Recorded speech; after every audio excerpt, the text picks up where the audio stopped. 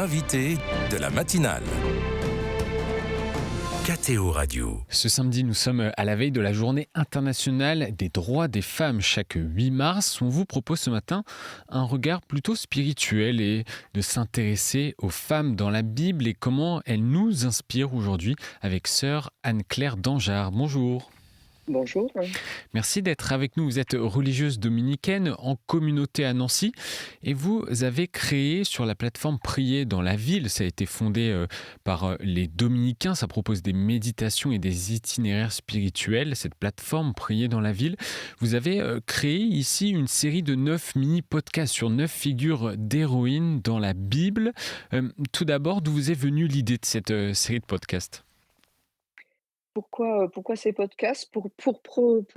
C'était pour moi une nouvelle manière d'entrer dans la Bible, de découvrir la parole de Dieu à travers des figures féminines.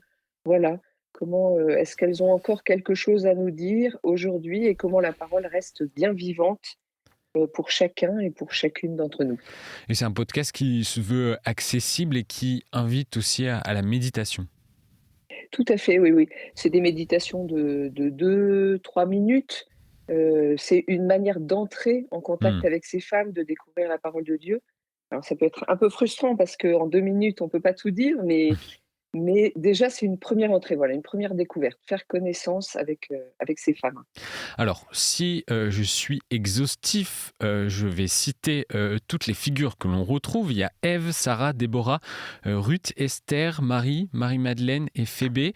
Pourquoi ces figures-là et sur quels critères vous les avez choisies ? Alors je les ai choisies parce que d'abord on les connaît, c'est des peut-être moins Phébé, c'est des figures qu'on a l'impression de connaître.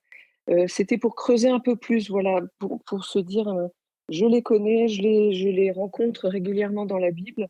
Qu'est-ce qu'elles peuvent me dire aujourd'hui? Comment je peux, d'une certaine manière, m'identifier à elles? Et j'en ajouterai une, il y avait aussi un portrait des femmes anonymes. Ça, j'y tiens beaucoup.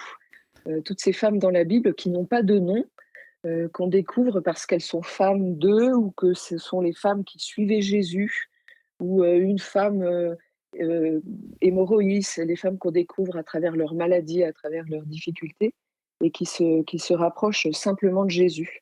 Alors Donc pourquoi on peut justement, rajouter ces femmes. pourquoi justement un épisode sur ces femmes anonymes ? Mais justement parce qu'elles n'ont pas de prénom. Heu, comment exister, ou comment, Jésus accueille de manière inconditionnelle, heu ceux qui s'approchent de lui, dont ces femmes anonymes qui n'ont pas de prénom. Et si dans la Bible, elles n'ont pas de prénom, c'est que peut-être elles n'ont pas de place dans la société, qu'elles sont déconsidérées, qu'elles sont voilà, qu'on les l'évangéliste ne les a pas mis en avant, d'une certaine manière. Donc, comment on peut rester, anonyme dans notre vie? Comment on peut, sans être sur les feux de la rampe, avoir, sa place et vivre sa foi, de manière pleine? C'est ça qui m'intéressait de découvrir à Hmm. travers ces femmes. Donc même en étant anonyme, ça ne veut pas dire qu'on est anonyme, qu'on n'a pas de place et qu'on n'a pas de rôle à jouer ? Exactement. C'est pas parce qu'on n'est pas influenceur, qu'on n'est pas, voilà, sur les plateaux, qu'on n'est pas connu, Hmm. qu'on n'a pas, une place, qu'on n'incarne pas, des valeurs universelles comme la foi, le courage, la solidarité. Voilà, c'était pour de mettre un peu à l'honneur, toutes ces femmes. Et sur celles dont on connaît le nom et sur lesquelles vous mettez en lumière, quelle place particulière elles occupent, ces femmes, dans la Bible ? Alors de façon générale, elles ont peut-être, toutes, une même caractéristique, je dirais, elles nous parlent, de transmission de la foi et de co-responsabilité dans la transmission de la foi.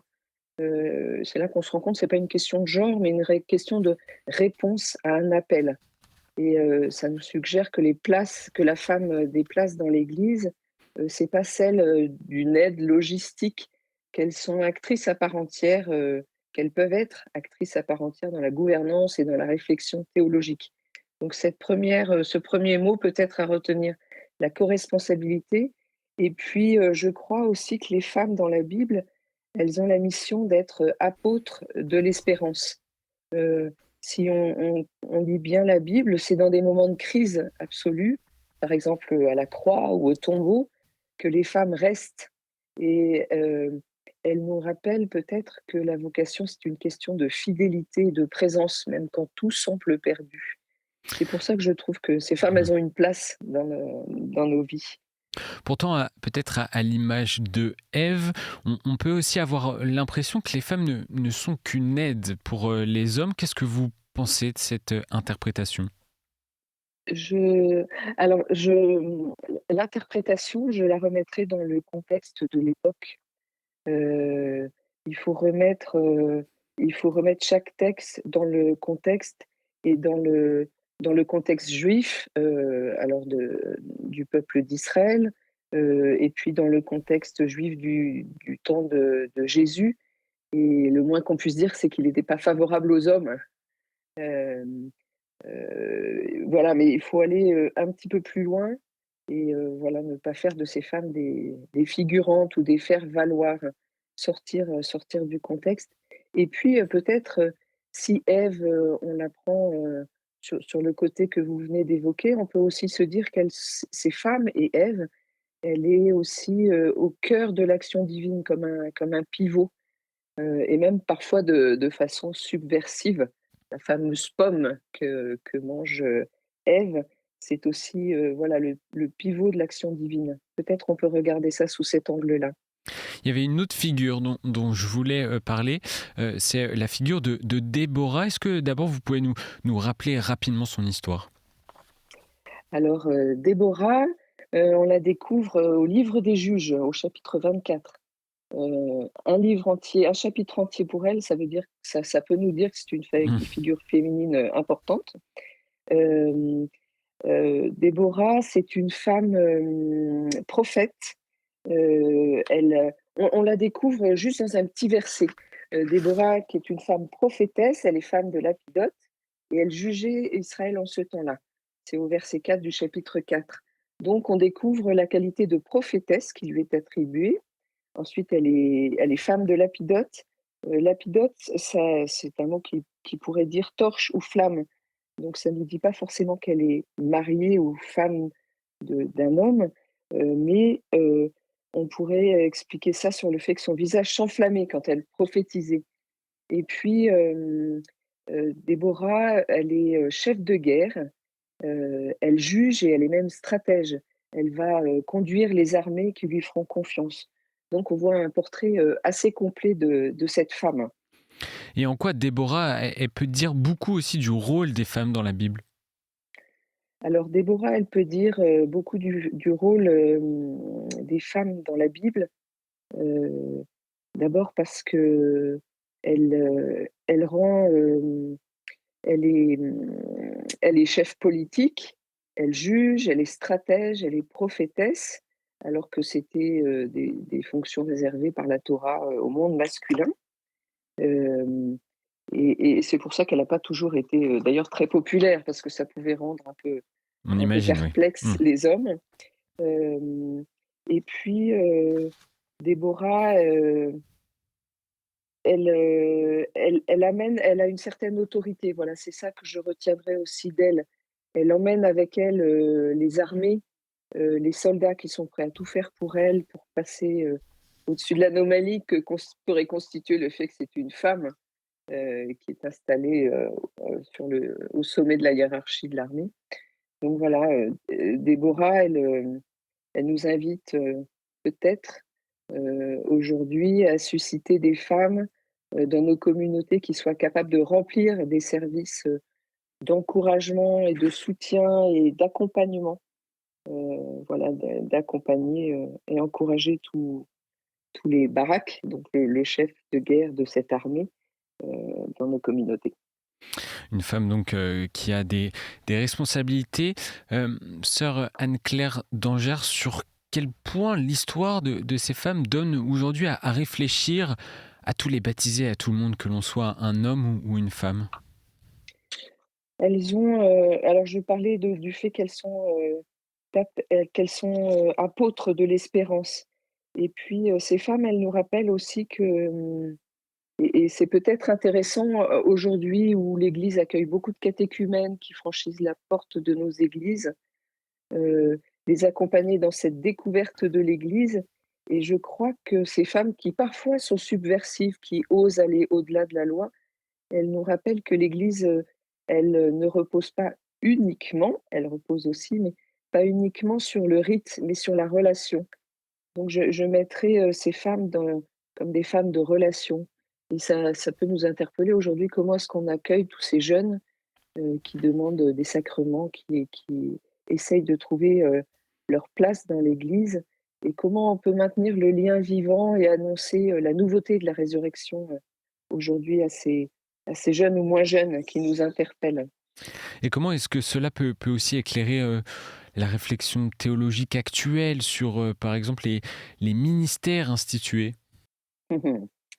Heu, c'est toujours la question. J'aurais du mal à vous répondre sans prendre part. Moi, je crois qu'aujourd'hui dans l'Église, la question n'est pas forcément là.